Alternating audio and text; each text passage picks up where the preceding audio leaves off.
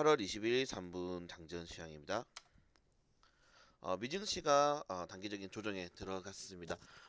최근 4일 연속 상승세가 나왔고 4일 동안 글로벌적인 통화 정책이 좀 긍정적으로 시장에 작용했기 때문에 어느 정도의 피로감이 적용했다고 보시면 될 것 같아요. 하지만 트럼프는 여기서 만족하지 않고 추가 감세 카드를 또 꺼낼 예정이다라는 이슈들이 나오면서 아마 이런 상승에 대한 이 동력이 좀 남아 있다. 라고 보시면 될 것 같습니다. 최근 이제 글로벌 이 주요 경제권 경기 부양책을 보면은 중국이 이제 기준금리를 인하를 해버렸죠. 기준금리 인하하고 미국 같은 경우에는 트럼프 대통령의 공약이었던 이 급여세를 인하하겠다. 그리고 기준금리를 0%대로 제로금리로 만들겠다라는 약속을 뭐 이행했다라고 이슈가 나왔고 유럽에서는 이 독일이 추가적으로 500억 유로의 재정을 지출할 수 있다. 말 그대로 자금 조달을 할 수 있다라는 발언과 이 ECB 유럽 중앙은행에서 다음 달 기준 금리를 인할 가능성이 매우 크게 나오고 있다. 라는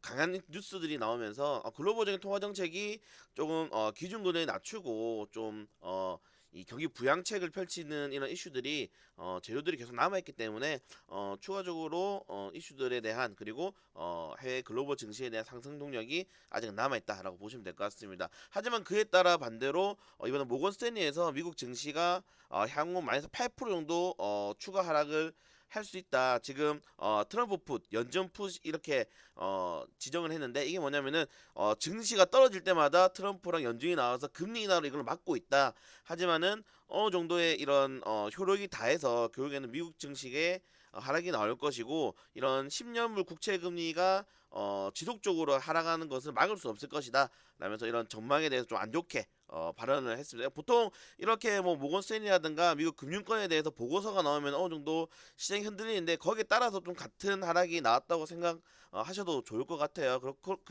그렇기도 하고 이번에 이탈리아에서 총리가 이제 사임하면서 연방 정부가 이제 어떻게 붕괴된 그 기정 사실화가 되었죠. 이게 뭐가 문제냐면은 이탈리아의 이 부채가 예전에 이 그리스 디폴트 사태에 이은 이 유럽 그간에서 두 번째로 높다고 합니다. 그 공공부채가 GDP의 132%로 그리스에 이어 두 번째다.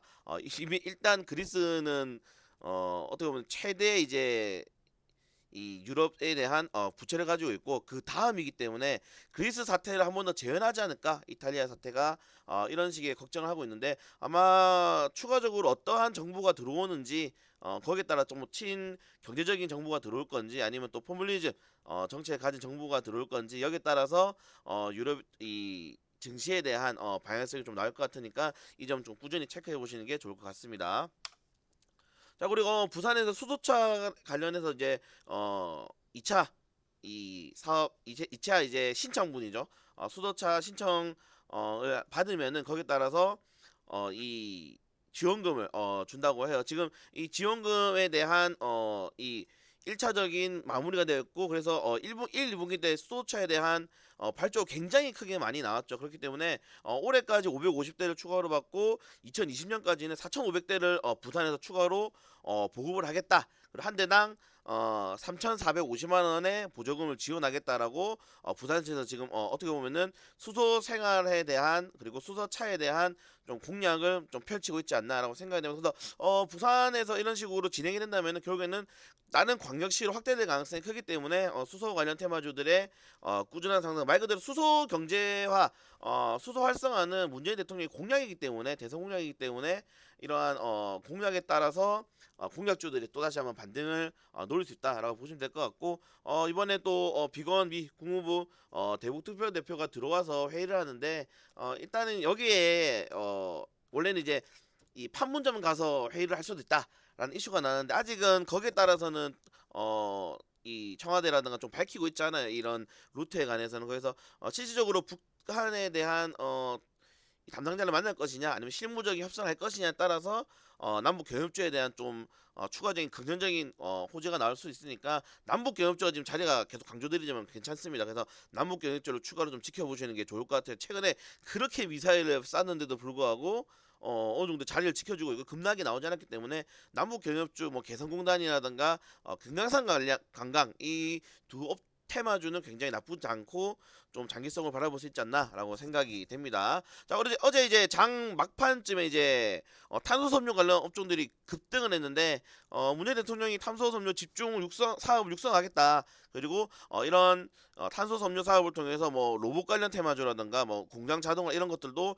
추가적으로 진출하고 여기에 따라서 매년 1조 원 이상을 집중 지원하겠다 금액까지 구체적으로 밝혔기 때문에 효성 첨단 소재라든가 뭐 코론 플라스틱, 뭐 DNT 그리고 일지테크 이런 종목들의 연속적인 상승이 나왔습니다. 특히 일지테크는 두 개의 테마가 같이 엮이면서 장 막판에 좀 급등하는 모습을 보여줬는데 추가적인 상승은 좀 기대해 봐도 나쁘지 않을 것 같고요. 그래서 신소재 관련 테마주들 탄소 섬유만이 아니라 탄소 플라스틱, 뭐 탄소 나노 섬유 이런 관련된 업종들의 추가적인 상승도 좀 기원해 볼 수 있을 것 같습니다. 자, 마지막으로 이재용 부회장이 지금 소프트웨어에 대해서 좀 인재 양성하겠다는데 이러한 이 4차 산업 관련해서 굉장히 좀 신경을 쓰고 있는 모습이 보여지고 있습니다. 빅데이터, 뭐 클라우드, 사물인터넷 관련 이슈들이 근데 워낙 광범위하기 때문에 제가 일단 사물인터넷으로 관련된 업종들을 좀 잡아놨고 그래서 사물인터넷만 가는 게 아니라 빅데이터, 뭐 클라우드 디스크 이런 식으로 이 5G 관련된 연계된 사업들에 대해서 삼성전자가 굉장히 특히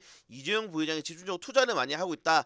이 점을 꾸준히 체크하시면 언제든지 삼성전자의 집중 산업을 육성하겠다는 뉴스가 나올 수 있으니까 이 점 체크해 보시는 게 좋을 것 같습니다. 자, 그리고 제가 월요일날 2주의 관심 테마로 말씀드렸던 이 방사능 관련 이슈들이 꾸준히 지금 나오고 있어요. 지금이야 계속적으로 식료품 관련 테마주들, 수산물 관련 테마주들을 통한 상승이 나오고 있는데 오늘 또 이제 네이버 실검에 방사능이 지금 집중적으로 올라와 있더라고요. 그래서 이런 식료품 관련 테마주도 수산 관련 테마주도 갈 수 있지만은 그 외적인 테마주들 방사능 관련해서 생수 관련주라든가 정수기 관련주, 수소수 관련주 그리고 그래핀 관련주들도 꾸준히 체크해 보시는 게 좋을 것 같습니다. 그리고 마지막 오늘의 일정 살펴보면은 중국 인민은행에서 5조 원 규모의 환율 안정적인 채권을 발행한다고요. 이게 지금 계속적으로 통화 정책을 유지하고 있고 이미 기준금리를 인하했기 때문에 여기서 경기 부양 정책을 중국에서 하고 있다. 그래서 아시아권에 굉장히 좀 긍정적인 요소로 받아들여질 수 있다라는 걸 체크하시는 게